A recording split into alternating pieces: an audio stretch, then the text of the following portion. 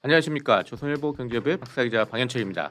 이 시간은 받으면 많이 버는 방현철 박사의 머니머니입니다. 투자전략 전문가, 자산운용 전문가, 그리고 증권가의 고수들을 모시는 시간입니다. 오늘은 KB자산운용의 육동희 ETF 컨설팅시 실장님을 모시고 이야기를 나눠보도록 하겠습니다. 안녕하세요. 안녕하십니까. 예, 먼저 좀 간단하게 좀 소개 좀 부탁드리겠습니다. 예. 예. 저는 지금 현재 KB자산운용에서 ETF 컨설팅실을 맡고 있는 육동휘라고 합니다. 예. 2011년부터 ETF 시장에 대해서 이제 업계에서 몸을 담고 있고요. 네. 그래서 ETF가 얼만큼 커 나가는지, 특히 네. 최근에 어마어마하게 이제 폭발적인 성장을 하고 있는데 네. 그 과정들을 굉장히 흐뭇하게 바라보는 1인이라 할 수 있을 것 같습니다. 예. 오늘 우리가 이제 얘기해볼 주제는 수소경제 전망과 투자법 이런 얘기예요. 네. 그래서 이쪽 이제 KB 운영에서 좀 수소경제 관련한 ETF도 좀 내고 그래가지고 네네. 이 부분을 좀 알아보려고 합니다. 네. 먼저 이제 수소경제하면은 그냥 막연히 생각하기에 뭐 좀 잘 모르겠거든요. 그래서 먼저 네. 한마디로 얘기해서 수소경제 어디까지 와 있다. 이걸 네. 한마디로 좀 얘기한다면 어떻게 좀 설명하시겠어요? 한마디로 말씀드리기가 좀 어려운 부분이긴 합니다만 네, 그래도. 제 투자와 관련돼서 말씀을 좀 드리면 한마디로 동트기 전이 가장 어둡고 춥다라는 그 말씀을 드릴 수 있을 것 같습니다. 아직 동은 안 텄지만 네. 곧 동이 틀 것이다. 그러니까 제가 산업적인 그 산업의 기술이나 혹은 제도적인 뒷받침들은 이미 많이 만개해서 지원이 되고 있는 가운데 네. 투자 시점에 대해서 약간 버무려서 말씀을 좀 드린 한마디라고 말씀을 드릴 수 있을 것 같고요. 네. 워낙 그 동이 트기 전에는 아직 어둡지만 갑작스럽게 이제 동이 트기 시작하면 언제 이제 동이 트냐는 듯이 갑작스럽게 올라오는 그렇죠. 것처럼 투자 시점, 수소 경제에 관련된 시장도 그렇게 성장하지 않을까 생각을 하고 있습니다. 일단 수소 경제하면 저희가 생각한 게 수소차 이런 네네. 생각이 나는데요. 이 수소 경제 그럼 수소차가 가장 앞서 있는 분야인가요? 한편으로는 맞고 한편은 틀리다라고 말씀드릴 수 있을 것 같은데요. 틀리다. 세계적으로 전 세계적으로 봤을 때는 아닙니다. 그래요. 수소차라고 하는 부분, 그 부분에 대해서 아직 앞서 있다라고 말씀드리기는 어려운데 우리나라에서만큼 봤을 때는 수소차가 가장 현재는 눈에 보이는 그런 저희가 느낄 수 있는 피부로 그러한 상황에 와 있다라고 말씀을 드릴 수 있는데요. 어느 정도 수준이냐면 수소차를 만들고 그 수소차가 활용될 수 있게 수소 충전소나 아니면 충전 인프라나 생산 단가가 수소의 단가가 낮아지길 기다리고 있는 상황이라고 보시면 될 것 같습니다. 그러니까 한마디로 수소차가 그만큼 많이 앞서 있다라고 말씀을 드릴 수 있는 거죠. 그럼 수소 경제 그러면 수소차 말고도 많은 이제 밸류 체인이 있어 보입니다. 네네네. 지금 말씀하시는 걸 보면. 네네. 그럼 어떻게 좀 이 수소 경제가 좀 구성이 되어 있습니까? 간단하게 세 단계로 보시면 될 것 같습니다. 어느 산업이나 그럴 수 있겠지만 수소를 기본적으로 생산하는 생산, 일단 수소를 만들어야 되겠죠. 그렇죠. 그리고 그 만들어진 수소를 가지고 어떻게 저장하고 운송하느냐 이 부분이 있을 거고요. 마지막으로는 그 받은 수소를 가지고 어떻게 활용하느냐 이 세 단계로 말씀을 드릴 수 있을 것 같은데요. 그럼 수소차는 그 마지막 이제 활용 단계에 맞습니다. 있겠네요. 네네. 그러면 그 단계별로 해서 이제 하나하나 좀 알아보죠. 그러면 네네. 먼저 생산 만드는 거부터 좀 알아봤으면 하는데 제가 이제 좀 찾아보니까 뭐 그린 수소, 그레이 수소, 브라운 수소, 블루 수소 뭐 수소도 종류가 많아요. 이게 뭔 맞습니다. 종류입니까 도대체 이게? 사실 기본적으로는 수소라는 것 자체가 2002년에 나왔던 책인데요. 제레미 러프킨이라는 아주 유명한 사회학자라고 볼 수 있죠. 우주에서 발견할 수 있는 원소 중에 가장 가볍고 보편적인 원소다라고 해서 70% 이상을 수소가 차지하고 있는데요. 우주에서 사실 수소를 그래서 포집하는 거에 대해서는 크게 힘들지 않을 거다라는 생각에 가장 보편적이니까요. 그런 측면에서 생산에 접근을 많이 했었는데 세 가지 정도로 생각을 하면 될 것 같습니다. 현재 시점에서 과거에 석탄을 가열해서 얻어내는 수소, 그리고 두 번째는 천연가스를 그 계질에서 얻는 수소, 그리고 세 번째 정말로 신재생 에너지, 풍력이나 태양열을 이용해서 물의 물질을 분해하는, 물도 H2O니까요. 거기서 H2를 띄어내는 이 과정, 이 세 가지를 통해서 수소를 생산한다라고 보시면 될 것 같은데요. 2016년 EU에서는 수소 원산지 보증 제도라고 해서 색깔별로 이제 수소를 구분을 한 거죠. 원산지 보증 제도도 있어요, 수소에? 그렇습니다. 그래서 수소는 수소인데 어떠한 형태, 어떤 방법으로 만들어졌느냐를 통해서 그게 말씀하신 것처럼 브라운, 그레이, 블루, 뭐 그린 이렇게 해서 네 단계로 나누는 겁니다. 어떻게 좀 당연히 이제 브라운과 그레이는 색깔로 보셔도 아시겠지만 어둡죠. 탁합니다. 따라서 석탄이나 과거의 천연자원들을 이용해서 만들어낸 수소를 브라운이나 그레이라고 하고요. 네. 그렇지만 이제 그레이 수소가 손쉽게 단가 자체가 낮고 얻기가 쉽기 때문에 이 부분을 어떻게 하면 친환경적으로 소화할 수 있을 것인가. 그래서 탄소, 그레이 수소가 나오는 과정에서 발생하는 탄소를 포집하는 그런 포집 장치를 달아서 발생한 수소를 블루 수소라고 또 합니다. 네. 거기다가 이제 그린 수소는 들으시면 아시겠지만 태양광이나 네. 풍력 등을 통해서 물을 전기 분해하는 수전해를 통해서 얻는 수소를 그린 수소라고 하고요. 완전히 친환경적으로 만들었다 그러면 이제 그린 수소가 되겠네요. 맞습니다. 그러니까. 예. 조금 이제 기존 화석 연료 쪽을 썼다 그러면 이제 이쪽 블루, 블루, 그레이나 브라운 예. 뭐 이쪽이 그렇습니다. 되고 그 중간에서 탄소를 조금 빼냈다 그러면 블루가 되는 거고. 맞습니다. 예. 아, 뭐 이렇게 되는 거군요. 네네. 아, 그렇다면 이제 그렇게 해서 생산을 일단 했을 거 아니에요. 우리나라 좀 생산이 되고 네네. 있죠. 뭐. 예. 아 이제 하고 있습니다. 아직 물론 초입 단계이긴 한데요. 네. 예, 지금 진행이 되고 있는데 전 세계적으로 봤을 때 아까 말씀드린 것처럼 수소차는 우리나라가 굉장히 좀 앞선 선진 기술이 있습니다만 네. 생산 단계는 아직까지는 아닙니다. 그러다 보니까 선진 기술 뭐 선도국과 비교해 봤을 때는 블루 같은 경우에는 4년 그리고 네. 그린 수소 같은 경우에는 5에서 한 7년 정도 격차가 좀 벌어져 있긴 우리가 합니다. 좀 수준이 좀 낮군요, 아직. 네, 맞습니다. 그렇게 해서 만들어진 거 그러면 일단 가져와야 될 거 아니에요, 그러면. 네네. 네, 어떻게 이동을 할 것인가 이제 또 예. 밸류체인에서 그게 되게 중요하다고 아까 말씀하셨는데 맞습니다. 그쪽은 어떤 게 좀 있습니까? 뭐 단순하게 생각하시면 아실 겁니다. 그 천연가스를 운송하는 것과 같이 수소도 기체 상태에 네, 수소는 기체죠. 그렇죠. 예. 기체 상태이기 때문에 기체 상태인 수소의 부피를 얼만큼 압축하는가 이 부분이 가장 핵심이고요. 네. 저장과 운송에 있어서는 그래서 세 가지 방법 정도로 나눌 수 있는데 네. 압축을 해서 파이프나 아니면 저희가 과거 이제 LPG 가스통이라고 해야 될까요? 네. 그 통에 담는 방법이 있습니다. 예, 그게 부피당 이제 밀도를 보면 한 400배 정도 되는데 그러니까 수소를 꽉꽉 눌러서 압력으로 예, 그런 방법이 하나가 있겠고요.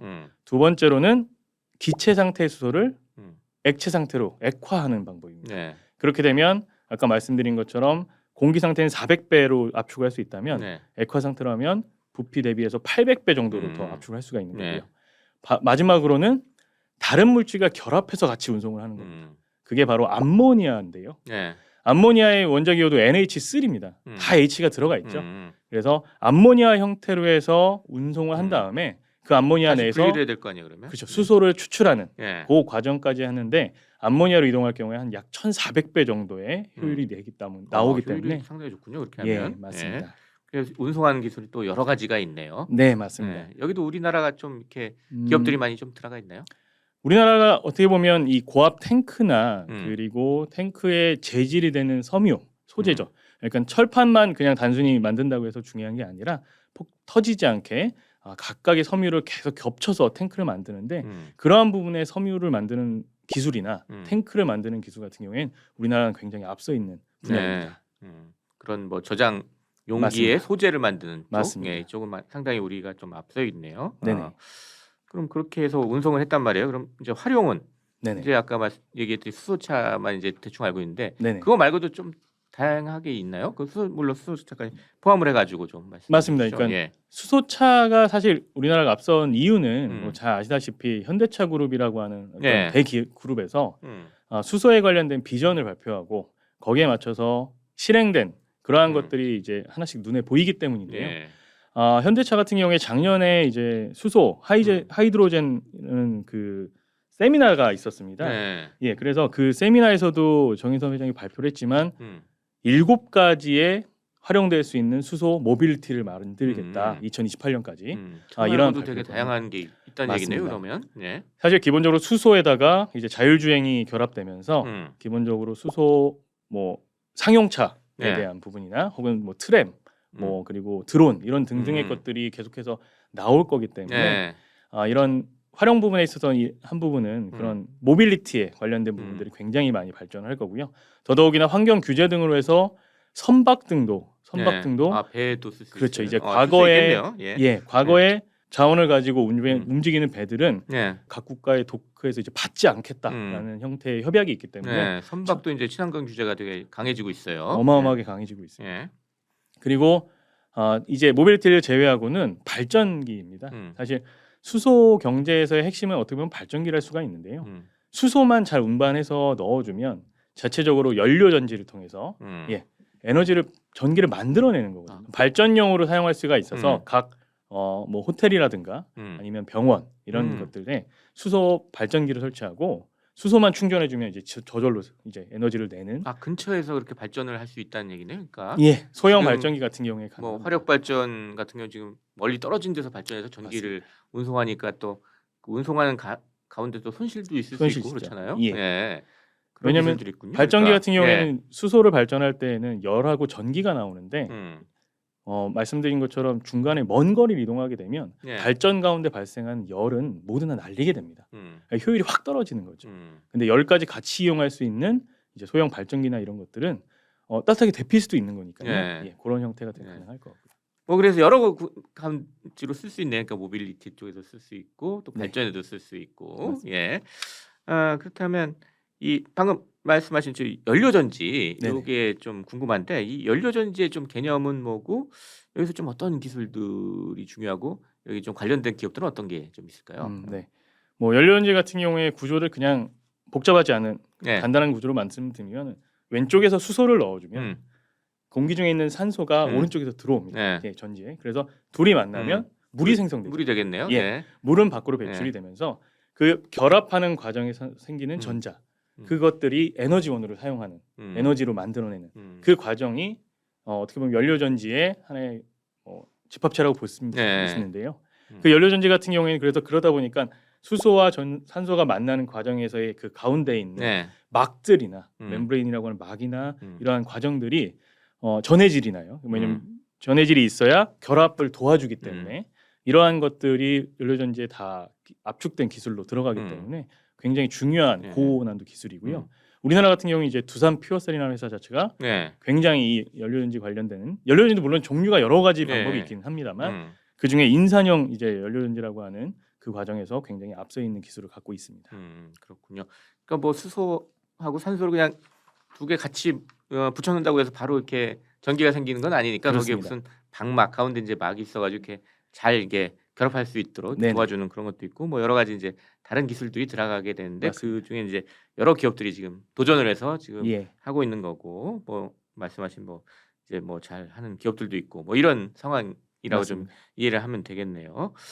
자, 그 뭐 용기하고 소재 이쪽도 뭐 아까 살짝 얘기를 했는데 뭐 그쪽도 좀 더 많이 들어보셨을 겁니다. 뭐 탱크 같은 경우에는 말씀드린 것처럼 많이들 이제 뭐 설문조사나 이런 것들을 합니다. 정부에서 작년 11월에도 이제 이 수소법을 제정하면서 발표를 했습니다만 설문조사를 했어요.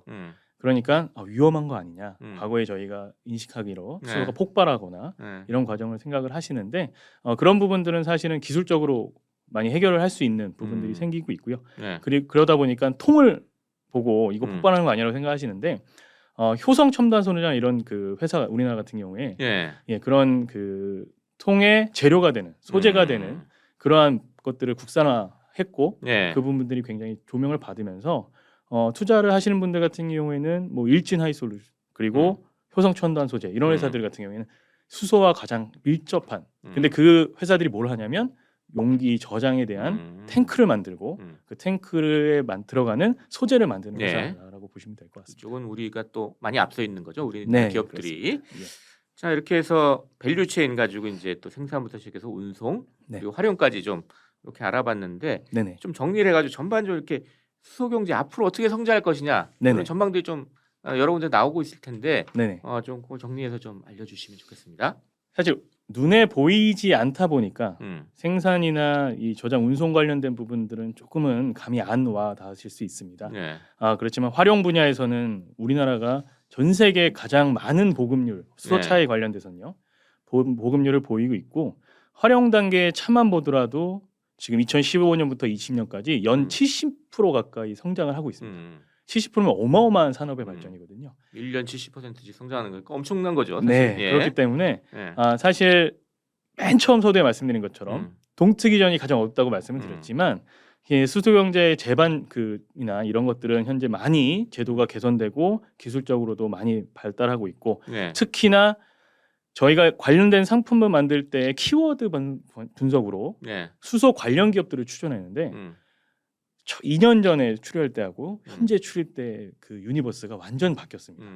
온갖 이제 SK나 현대중공업이나 대기업들이 네. 과거에 현대차 그룹만 많이 부각되던 그 그룹들이 모두 다 지금 현재 음. 수소 경제에 뛰어들고 있다. 그런 측면에서 봤을 때는 금방 제가 봤을 때는 금세 이제 수소 경제에 대한 화두가 네. 투자에 대해서의 화두가 많이 올라올 거라 생각을 하고요. 이렇게 생각하시면 될 것 같습니다. 좀 아직 멀은 거 아니냐라고 네. 말씀들을 하시는데 테슬라가 2006년에 첫 모델을 발표를 했었는데요. 네. 전기차. 그리고 2010년에 나스닥에 상장을 했습니다. 지금 테슬라 어떤지 아시잖아요. 도요타를 제치고 2020년에는 가장 가치가 높은 자동차 회사로 올라와 있거든요. 네. 불과 10년 안에 세상을 바꿨습니다. 음. 그만큼 이제 수소 경제 관련된 기업들이나 뭐 우리나라뿐만 아니라 해외 기업들도 금세 눈 깜짝할 사이에 많은 변화들을 가져올 수 있다. 네. 그런 시장이 수소 경제 시장이다라고 말씀을 드릴 수 있을 것 같습니다. 이렇게 눈으로 보이는 수치 같은 게 좀 제시된 게 있어요? 네, 아까 말씀드린 것처럼 수소 관련된 우리나라 같은 경우에 수전의 기술 자체가 네. 아까 말씀드린 그린 수소가 되게 중요하다고 말씀드렸는데 네. 수소 같은 경우를 생각하는데 어떻게 보면 핵심이거든요. 글로벌 국가에서 환경을 보존하는 측면에 있어서의 제재들을 다 이겨낸 어떻게 보면 깨끗한 수소라고 할 수 있는 그 네. 수소가 수전의 기술 자체의 효율이 우리나라 같은 경우에 과거에는 2, 3년 전에만 해도 40% 정도 수준도 안 됐습니다. 근데 55% 수준으로 올라왔고 네. 그리고 5년 정도 후에는 60%까지 발전을 시킨다고 하거든요. 네. 이 효율 자체가 그 정도로 올라온다라고 가정을 하는 거는 이제는 정말 그린 수소 발생하는 거에 있어서 생산하는 거에 있어서의 많은 부분들이 폭발적으로 증가할 거다라고 말씀을 드릴 수 있을 것 같습니다. 그래서 이제 수소 경제 쭉 좋은 전망이다 이제 말씀을 해주셨는데 그럼 어떻게 투자를 해야 되느냐 이게 또 관심사인데 이게 수소 기업들 개별 기업 투자해야 되느냐 아니면 ETF로 투자해야 되느냐 이 고민들이 많으실 텐데 어떤 식으로 투자하는 게 좋겠습니까? 사실 현재까지는 네. 그리고 그 작년이나 재작년을 봤을 때에는 기본적으로는 좋은 이제 뭐 아까 저장이나 운송 등에 굉장히 특화된 기업들도 있다라고 말씀을 드렸지만 개별 기업으로 접근하는 방법도 나쁘진 않았습니다. 그리고 큰 폭의 상승을 보이거나 큰 폭의 또 뭐 하락 이런 변동성이 굉장히 큰 시장이었고요. 그렇지만 이제는 방금 말씀드린 것처럼 수소 경제를 전반적으로 아우르는 부분을 국가적으로도 혹은 글로벌하게 지금 접근을 하고 있기 때문에 각 종목들 자체들이 전부 다 수소와 관련된 기업들이라고 하면 좋은 성장을 이뤄낼 수 있는 거기에 이제 편승할 수 있는 집합체에 투자한다라고 보시면 좋을 것 같고요. 네. 그럼으로써 느끼는 장점은 이제 상대적인 개별 종목들의 변동성을 좀 줄일 수 있기 때문에 뭐 ETF나 이런 형태로 투자를 하면 굉장히 좋은 결과를 얻을 수 있지 않을까 생각을 합니다. 네. 높아심에서 자꾸 이제 비슷한 질문을 하게 되는데 수소 경제 지금 초기 단계라서 이게 투자하기에 너무 위험하다. 뭐 이렇게 생각할 수도 있는데 이건 어떻게 좀 얘기를 하시겠어요? 사실 수소 경제 같은 경우가 뭐 초기다 아니다라고 말씀을 드리기에는 제가 아까 말씀드린 것처럼 산업에 대한 발전 속도는 그 기술이나 발전 속도들은 지속되고 있는 상황인데 아직 가시적인 규모의 경제가 이루어지지 않았기 때문이거든요. 네. 근데 규모의 경제가 이루어진다라는 측면에 봤을 때는 아까 말씀드린 대기업들이 뭐 액화플랜트라든가 이런 기술 산업에 계속해서 진출을 하고 있고 아마 뭐 포털 사이트에서 기사 같은 경우 검색해 보시더라도 기사량이 굉장히 많이 늘어나 있는 걸 보실 수가 있습니다. 그 시기 자체가 작년에 많이들 이루어졌고요. 그러다 보면 이제 올해나 내년 정도에는 또 만개할 수 있는 부분들이 있을 거라고 생각을 합니다. 네, 알겠습니다. 오늘은 KB자산운용의 육동희 ETF 컨설팅실의 실장님과 함께 수소경제 전망과 투자법에 대해서 이야기를 나눠봤습니다. 저희 이제 시청자, 구독자 여러분께 마무리 인사 짧게 좀 부탁드리겠습니다. 예. 최근 들어서 시장에 대한 변동성이나 이런 부분들 때문에 올해부터는 좀 가슴 아픈, 가슴 시린 지금 경험들을 하고 계실 것 같은데요. 기본적으로 이 금리 인상 시기나 이런 부분들에 있어서는 견디는 부분들이 좀 있어야 될 것 같고 저는 이렇게 생각을 합니다. 좋은 기술을 갖고 있는 산업 혹은 미래의 발전 지향적 산업에 대해서는 조금은 꾹 참고 장기적인 안목으로 접근하시면 의외로 단기적인 접근 투자 방법보다는 더 좋은 성과를 얻을 수 있지 않을까라는 저희가 응원을 드리면서 오늘 마치도록 하겠습니다. 감사합니다. 네, 감사합니다. 지금까지 함께해 주신 KB자산운용의 육동희 ETF 컨설팅실 실장 그리고 저는 조선일보 경제부의 박사이자 방현철이었습니다. 그럼 다음 시간에 또 뵙도록 하겠습니다. 감사합니다.